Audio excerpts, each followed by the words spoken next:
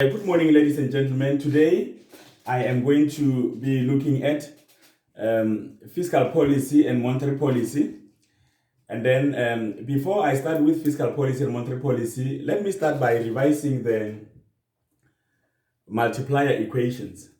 Remember, I said last time that if we have one sector or two sector model, then your multiplier will be 1 over 1 minus MPC. That is the multiplier for one sector and two sector model.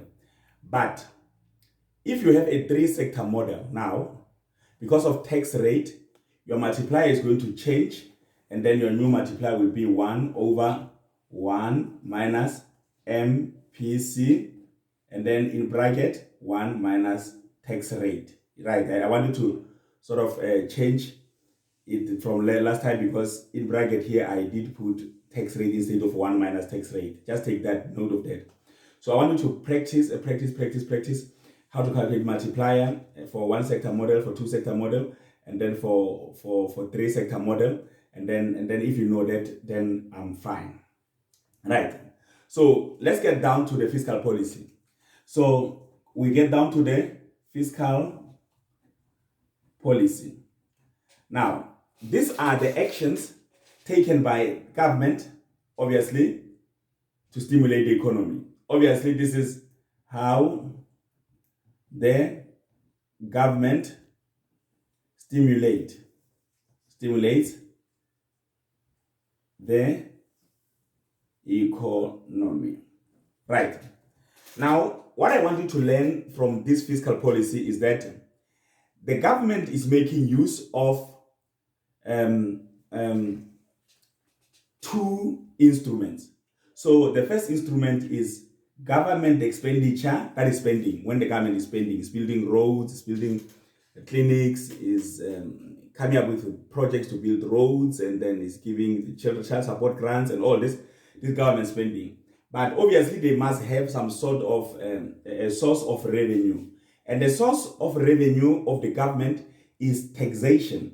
So therefore, when you take taxation and you combine with the spending, then now you can see that this is what is commonly known as budget. So therefore, it means the Minister of Finance, every time when he's busy with the budget speech, he's busy with government expenditure and taxation. Right. So now, this means that taxation, okay, government expenditure can be less than taxation. In that case, that we say government is saving. So now we talk about government savings. So that's fine. We don't need any loan in this case. Or the government expenditure can be equal to taxation. So in this case now, we say we government is doing what? It does not need any loan, but it means there is what we call balanced budget. But the problem now arises when government expenditure is greater than taxation, because now it means expenses are greater than revenue. So in this case now, we have what we call budget deficit. And then the government now will need to borrow. So when the government is borrowing, the government can borrow from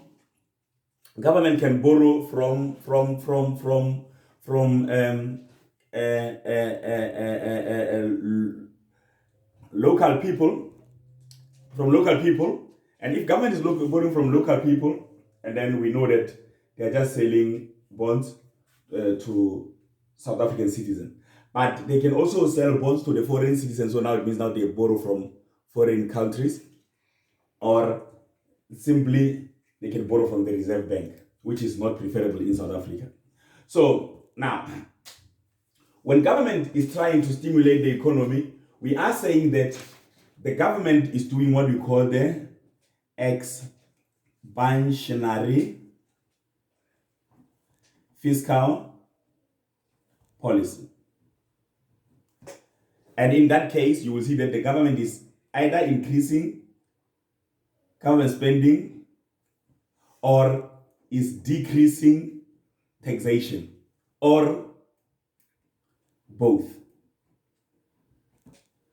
That is expansionary policy. So in this case now the government, and when the government is doing all these three, all this, it means what? The problem will be unemployment. When the problem in the economy is unemployment or is what? Low growth. Remember when I started, I did show this, that the government will do this and then when the problem in the economy is inflation, now the government will do the contractionary.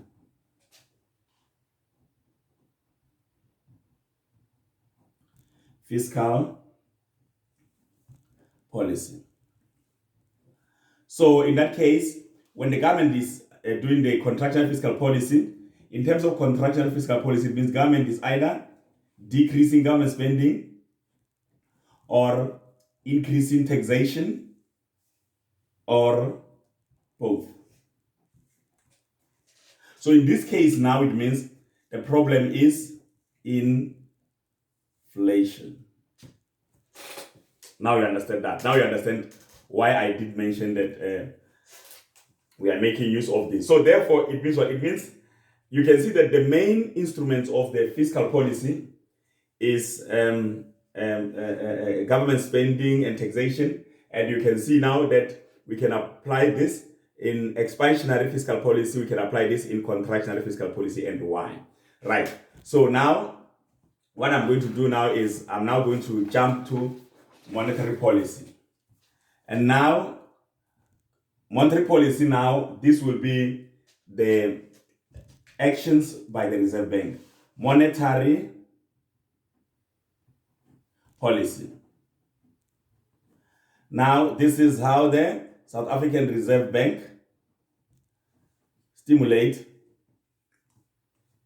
the economy. So now the South African Reserve Bank stimulate the economy by what? Remember, we know that these ones are dealing with money. So when we talk about monetary policy, basically we're talking about the management of money supply and interest rate. So in this case now, we have monetary policy instruments and we're going to focus on three. The first one is the repo rate. Repo rate is a repurchase rate, which is the interest rate that is paid by the banks for using central bank's money. And then the second one is the reserve requirement. And then now we know that now each and every bank must have an account with the Reserve Bank. And in that bank account, they must keep a minimum amount of cash. And that cash is called what? Cash reserve requirement. And that cash reserve requirement, it does not earn any interest rate. The last one now is open market operations. So with regard to open market operations, now it means it's the buying and selling of government bonds by the central bank. So now, the reason why government or the central bank is using all these monetary policy instruments is because they either want to increase money supply or decrease money supply. And I will show you how they increase money supply. So when they increase money supply, we call it what? Expansionary monetary policy. And then when they decrease money supply, we call it contractionary monetary policy. So in this case now, I want you to look carefully here. Because when they want to increase money supply, they want to stimulate the economy, they want to increase money supply in this case. In this case, they want to decrease money supply. Now, what they will do is repo will go down. They make money cheaper. But in this case, in contractionary, when they want to decrease money supply, repo must go up. They make money expensive. And then, what is happening now, the reserve requirement? If they want to increase money supply, reserve requirement must go down. And in this case, contractionary, we say reserve requirement must go up. And then with regard to open market operations, we're saying if they want to increase money supply, they will buy bonds. But in this case, if they want to increase money if they want to decrease money supply, they will sell bonds. And then this is what I want you to know for now. So now you know how the fiscal policy, which is the government, which is national treasury, would increase money supply, increase the spending the economy by expansionary fiscal policy or decrease it by contractionary fiscal policy. And you also know how the Reserve Bank will stimulate by increasing money supply. So if they want to increase money supply, they can make use of all this repo, reserve requirement, and open market operations. So they can either go expansionary route if they want to expand the economy, or contractionary route if they want to contract the economy. So for now, guys, I want you to go and learn all these instruments and know them off by heart. We will come back to these ones. In the next lecture now, we're going to be looking at the transmission mechanism. But for now, thank you very much. And I hope that you enjoyed this, and then you will repeat it many times until you understand what monetary policy is all about and what fiscal policy is all about. Thank you.